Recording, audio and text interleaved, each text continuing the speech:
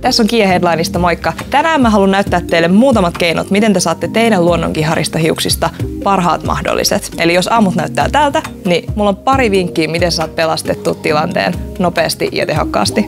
Ihan ensimmäiseksi me halutaan kastella meidän hiukset ja sit aina kastelun jälkeen jätettävä hoitoaine. Se voi olla suihkutettava, se voi olla voidemainen. Mä tykkään itse käyttää voidemaisia.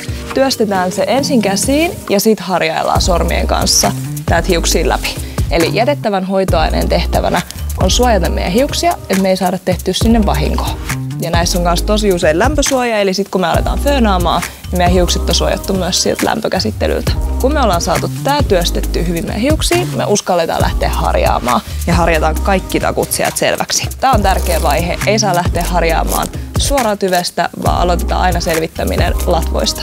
Nyt kun me ollaan saatu selvitettyä hiukset hyvin, niin me käytetään vielä tällainen jätettävä tuote, mikä antaa kosteutta ja parantaa sitä hiuksen kuntoa, vahvistaa, mutta samanaikaisesti antaa myöskin kevyttä pitoa. Rutistellaan se tänne hiuksiin, niin saadaan sinne kiharalle se kosteus, kiilto ja se jaksaa olla paljon paremmin koko päivän.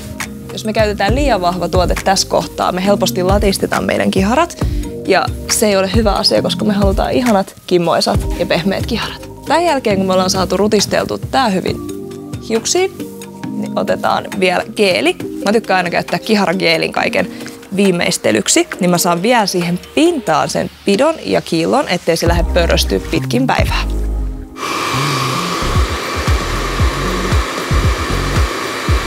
Ja näiden vinkkien avulla sä saat jo todella kauniit luonnonkiharat freesattua nopeasti, mutta kun sä haluat vielä vahvemman pidon ja varmistaa, että se hius pysyy kuohkeana koko päivän, niin kannattaa käyttää lakka vielä viimeistelyyn.